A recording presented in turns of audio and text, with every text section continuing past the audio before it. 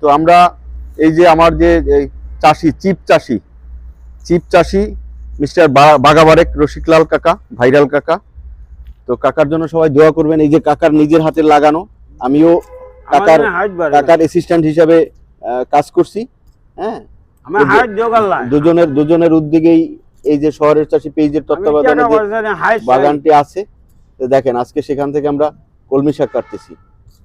যদিও কলমি শাক কিন্তু বর্ষাকালীন, তারপরও দেখেন আমরা শীতের মৌসুমেও কলমি শাক উৎপাদন করছি এবং সেটা আজকে আমরা কাটতেছি।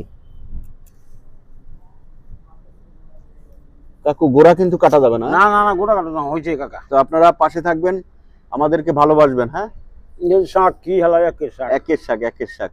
শাক দে ভাত খাইলে রাতালে চাইল দে একদম একের তিন প্লেট খাবো, নাসির বসে 4 প্লেট খেয়ে লাই।